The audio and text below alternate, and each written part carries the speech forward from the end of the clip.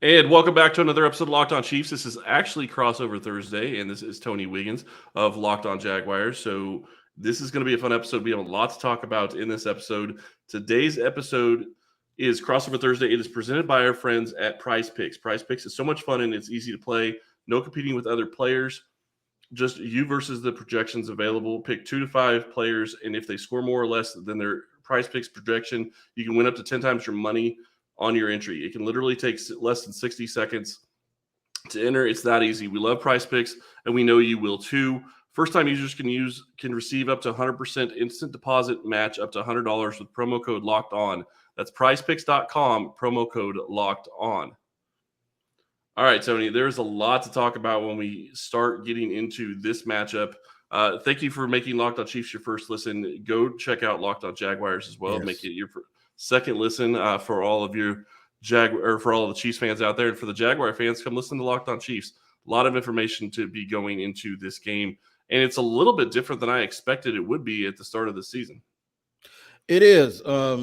There's some improvement, and teams find out when they play Jacksonville. Oakland found out last week that they thought it was just a 2-6 team and Oakland should have known better. Oh, Las Vegas, they should have known better because they had lost a bunch of close games. Well, the Jaguars, all of their 6 losses were by one score or less. Like between they got one where they could have won the game. They got to the 1 foot line and the time ran out. So all of the games have been super competitive, even against really good teams. And then they had a couple of blowout wins against the Colts before things went crazy for them.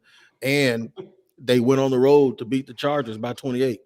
So there's this thing. So far, Trevor Lawrence has actually played well against all those quarterbacks that everyone compares him to. That's Joe Burrow. It took a walk-off field goal last year in a head-to-head matchup on Thursday night. He beat Justin Herbert. He beat Josh Allen last year. And now we're going to see what he does with Patrick Mahomes, man, because they keep comparing him to those guys, saying that he has that sort of ability. So far, he's 2-1, and we'll see what happens this week. Yeah, no offense, but hoping it ends up being 2-2. Lot to talk about, though, when we start talking about matchups in this game, and we will get to that here in a little bit in some further segments. But I'll let you go ahead and start off. What is your story of the week for the Jacksonville Jaguars? The biggest story is we had a blueprint of how they have to play and the games that they won, the 2 games prior to last week. It was get ahead of the sticks, score, get a lead, and then allow your defense to do some mixing and matching and make the game predictable for the other offense. Therefore, your defense had sort of a blueprint as to how they had to play and how they had to win, and that's what they did. The games where they didn't play so well is when they didn't control the clock. They didn't have a real good run-pass balance, and it was almost like they were throwing things against the wall, and there was no identity. And they would lose those games usually because of a mistake, like trying to figure stuff out and doing something too cute and not really running the football. And then if you look at the team stats, their time of possession was in one game they had 27. Both teams had 27 first downs, but the other team had the ball 9 minutes more than Jacksonville. That's ridiculous. So for a 2-16, to actually have a plus at one point, it was a plus 24 differential in points, and they were 2-6. It's like, what on earth is going on? So last week when they got down 17-0, I sat there and said, they're about to get blown out. They came back on a 27-3 run and stifled Las Vegas. And it shocked me because it is the absolute blueprint that I did not expect them to be able to overcome. And it's exactly what they did. So I think they learned something about themselves in terms of it's a young team with 30 some odd guys under the age of 25, a rookie coach who's trying to get a bunch of guys who's never won anything to figure it out. To win that game last week, there is nothing better than demonstrated performance, and there's nothing better than lessons actually learned to give you the confidence moving forward that you can do what you set out to do if you execute and take the practice field and transition that to the game on Sunday. Yeah, and I think that it's really fascinating. You're absolutely right to have so many close games and so many losses that are by one score or less, and to be up in your point differential in that regard. I think that's fascinating. When I look at Kansas City, to me, this week, the big story for them is that they survived Tennessee. And I know that seems kind of foolish at times, But the reality is Tennessee somehow has always played Kansas City very tough. And if they haven't beat Kansas City, it's been a very tough game for them for the most part. Playoff game a couple years ago is a little bit different.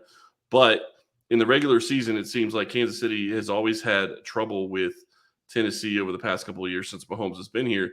And you look at what they did in that game, it looked like Kansas City had no business even being in that game at the end of the game. I mean, they were moving the ball, they were doing what you would want them to do. They just couldn't put any points on the board, and they could not get past what they were allowing Tennessee to do. And really, Kansas City was kind of beating themselves in some regards, because the only way the Titans scored in the first half was 2 huge Henry runs. So really, when I look at this team and I look at what they're going to be doing going forward, it's going to be a question of, can they continue to try to get better? Can they get better on offense? Can they get more people involved? Because that's the big question right now. Is you have Travis Kelce, who was covered up by Tennessee pretty well last week. Juju Smith-Schuster had a good game for Kansas City last week. But then you have a lot of other question marks. You know, is MVS going to step up? Can he do something? I know McCole Hardman's been scoring touchdowns, but can he do something more than just score touchdowns? Can he get involved and get some yardage and help them that way as well? And then you have, you know, the new addition of Kadarius Toney. I think that's going to be fascinating to watch as we go through the second half of this season. And the other thing that I think that really stands out to me that's a little bit of a mini story for the Chiefs is I did think that they were going to be at a point where they could be, you know, 5-3, 6-2 at this part in the season. I did not expect that the second half of their season would be as easy as it looks like it is right now. If you look at the strength of schedule, it looks like they should be able to run the table on most of the rest of the games. I'm not saying they're going to. Right. I'm just saying it looks like the rest of their strength of schedule is going to be a lot simpler, because I never thought that the Rams were going to be a under 500 team. Just never expected that. So that's going to be something to watch going forward. Yeah, and in the NFL, we learn lessons all the time. And one thing I told my listeners over the years is, don't look at that schedule and count those wins and losses, because in the NFL, these are guys that get checks, and anything in any given week can happen. I know I saw when they had 63 pass attempts, because I didn't actually see the game last week, but they had 63 passing attempts and only had 20 points. I know that's not the way that they want to play, but the thing about them is they remind me of the Golden State Warriors. I don't care how poorly they played all game. If they're down by 13, they'll start bombing threes. And at some point, you know, it doesn't matter what happened in the first 48 minutes of the game, because the last 12 minutes, they'll hit you with 24 points. And it's like, damn, man, we outplayed them the whole game. And all of a sudden, boom, they got something going. So I know coming up with our matchups, and we're going to talk about some of the key matchups in the game, it is going to be paramount that Jacksonville, and I'll tell you this, Jacksonville has to use that back line as their 12th defender, because I know Kansas City is going to go up and down the field, and the Jacksonville Jaguars have to have really, really good red zone defense. So I'm going to talk about that and why I think they might have a little bit of success in segment 2. There's going to be a ton to talk about in segment 2. We're going to be getting into the matchups here in just a moment, but today's episode is brought to you by Blue Nile. At BlueNile.com, you can celebrate all of life's special moments, from creating the custom engagement ring of your dreams to gifting a classic and timeless jewelry piece, all at the prices you won't find at a traditional jeweler. Whether you're ready to pop the question or you're celebrating a milestone moment, find jewelry as unique as her with the modern convenience of online shopping at BlueNile.com. Build the engagement ring of your dreams or celebrate life's special moments with fine jewelry. No matter what you're looking for, Blue Nile has jewelry experts on hand 24/7. Make your moment sparkle with jewelry from BlueNile.com, and Locked On Chiefs and Locked On Jaguars listeners get $50 off purchases of $500 or more. This podcast exclusive includes engagement rings. Use code Locked On. That's code Locked On. Plus, every order is insured, ships free, and arrives in discreet packaging that won't give away what's inside. Shop stress-free and find your forever piece. Go to BlueNile.com today. All right, so let's go ahead and jump into this. There's a lot to talk about when we start talking about matchups. I want to throw one out there really quick that isn't really a key matchup to me near as much as it's going to be fun to watch, and it's Doug Pederson versus Andy Reid. I understand it's not really a specific matchup because those coaches aren't going to be coaching against each other specifically, but just having Pederson going against Reid, I think that's going to be fun to watch. It is going to be fun to watch. It's like I used to watch those Chinese movies or the karate movies, and Andy Reid's the dude with the long gray beard and the sensei, the quiet dude, and the other guy's the young whippersnapper who learned everything from him. You know what I'm saying? And Yep. The Jaguars would hope that at some point in the future that the program here is Andy Reid like. And I tell people this all the time, and I'm not a huge Trent Baalke fan as our GM. I really like Mike Bradway, who is assistant GM up in with the Chiefs. But when you look at their rosters, when you look at how many people from Brett Veach all the way down to Andy Reid, there's like 37 dudes with titles, man. And in Jacksonville, there aren't that many. You got Trent Baalke and like 2 or 3 guys, and then you got Doug Pederson. So I think Doug Pederson will mirror Andy Reid in terms of play calling and aggressiveness. One thing they both have in common is this: their games will go on for 4 hours because they will throw the ball all around the field, and game management and time management. We had a game this year that started at 1 and it ended at 4:37. And it was like, what are you doing? And I was thinking, that's Andy. Andy Reid does the same thing. It's like, it's okay when they win, but when they lose, you sit back and watch. You say they threw the ball too much. So it is going to be fun. I think the other one could probably tell their defensive coaches exactly what's coming. Oh, he's about to do this or he's about to do that. Because you want to talk about that. We played Indy twice this year already, and Frank Reich. Everybody talks about Frank Reich knows Doug Pitt. No one knows. No 2 coaches know each other more, I believe, than Andy Reid and Doug Pitt. They were together for a long, long time. Yep, I agree. Yeah, it's going to be a lot of fun to see how those two go at each other and how their offenses are going against the other defenses. I'll tell you, for me, one thing to watch, my brother, is the Bucks. The Bucks held the Chiefs to 9 points in the Super Bowl, I believe. Mm-hmm. Mike Caldwell was the linebackers coach. And I know a lot of times we attribute a coach's last stop, like he came from Tampa and like he's going to do everything that Todd Bowles did. We kind of just did that with Andy Reid and Doug Pederson. It may not always be true. And it's not necessarily apples to apples because you don't have the same personnel. And then Todd Bowles was actually the defensive coordinator. But if he needs some confidence, well, Mike Caldwell can say, you know what? I was a part of staff that stopped that thing. I know what to do and what not to do. And he can tell his players that, look, dude, I was the linebackers coach and we did this, this, and this, and this, and this. And we were able to shut that thing down. It works. So maybe look back last week at the Titans game, look back at that Tampa game when he was on that staff, and he can point to it and say, it's possible. I know he's great, but they put their pants on the same way you did.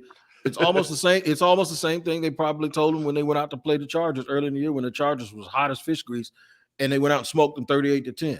Look, it is not impossible. You can actually overcome, playing in that stadium, which is one of the hardest venues in sports to win in, and playing against that guy and that coach. We love them, but guess what? We ain't going to love on them too much because you got a job to do. So I do think those are some things to watch from that perspective. Now, I also believe Doug Pederson needs to throw the whole kitchen sink and just go for it every time on 4th and short. I don't care where, as long as he ain't on his side of the field. I think they need touchdowns instead of field goals. All of those things that he was criticized for early in the year for doing, I actually think this game he actually needs to do it and try to get out to a lead and then come back with the efficiency that they had last week against the Raiders. But I think this game he needs to be super, super aggressive, go for it, trust his teammates and tell them y'all are young. But you know what? You know what kids do? Kids get on roller coasters that scare the hell out of grown people. You know why? Because they ain't old enough to be afraid. And I think that's the kind of youth that he needs to take advantage of this week with these guys. And I'll be fascinated to see if that actually happens because a couple of years ago, and maybe this was last year, I'm not sure. Yeah, it had to have been last year. I watched the Chargers go for it repeatedly against Kansas City and falter and fall short. And it cost them the game. So I'm not disagreeing with you. I think that Jacksonville has to be aggressive. The big difference between the Chargers and Jacksonville is the Chargers have a very good team. I'm not saying Jacksonville can't be very good, but unless they're playing up to the same level that they have it at different times this season, that's going to be harder to sustain. So that'll be something interesting to watch. When I look at this game, though, I think the big thing that I have to figure out and that the Chiefs have to figure out is how are they going to continue to stop the run? You watch what Derrick Henry did to them the first half last week. They shut him down in the second half, but part of that was Tennessee trying to throw the ball a little bit, but they did shut the running game down to a point. Etienne is on a tear right now. Yes. That's a guy that if he gets going, that's going to make this game a lot more difficult for Kansas City because then they become a two-headed attack. They can pass the ball with some efficiency. I'm not going to say it's going to be great, but that's another thing that I'll be interested to see is this is going to be a better test than it was last week for a guy like Marcus McDuffie. Or not Marcus, I'm sorry, Trent McDuffie. Keep saying Marcus. Trent McDuffie coming back last week, he didn't allow another catch. He didn't allow a catch. He wasn't throwing out very much. I expect that to change this week, but how does he adapt to this team and to play in the role he's going to have to play on this team? It's going to be big because Christian Kirk, everyone talked about his contract. Well, guess what? He's been worth the money. Christian Kirk has, he's had a couple of games where he didn't get a lot of looks, but when Trevor has had time and called his name, Christian Kirk has caught everything in sight. So it'll be interesting to see what that rookie does against a guy who's a professional pass catcher who's been in the league for a while. Flipping it, we have us a young rookie also from Utah, Devin Lloyd at 6'3" and 239 pounds who can run like the wind. And one of the things that when he came out of college, they said he covers like a safety and he's a big linebacker. Devin Lloyd, you're going to have to do something with Travis Kelce. You're not going to, and I know it's hard, but guess what? This is why you were picked in the first round, and this is why they gave up a third round pick along with a second round pick for you. This is what the job is. So you don't have to stop him all day, but you just got to, they're going to help you a little bit, but he has to make sure that he can get out there and handle his business. We're going to get to a score prediction. I might shock some people in segment number 3 with that prediction. I got to let you know, though, that thanks for making Locked On Jaguars and Chiefs your first listen today. For your second listen today, check out Locked On Sports Today. From the games that matter the most to the biggest stories in sports, go beyond the scoreboard and behind the scenes with the local experts and insights only Locked On can provide. Locked On Sports Today is available on this app, YouTube, wherever you get your podcast. Today's episode is brought to you by BetOnline.net, and it is your number one source for sports betting info, stats, news, and analysis. Get the latest odds and trends for every professional and amateur league out there, from football to basketball to soccer, esports. We've got it all at BetOnline.net. Interesting thing happened in the NBA today with the Brooklyn Nets. They didn't hire who you thought they were going to hire. They hired Jacques Vaughn. So we got to find out how that impacts Kevin Durant and the situation with Kyrie Irving and how that's all going to blow over. Check them out at BetOnline. You'll get that information. And if you love sports podcasts, you can find those at BetOnline as well. We're always the fastest and easiest way to get your betting fix. Head to the website today or use your mobile device to learn more, because BetOnline is where the game starts.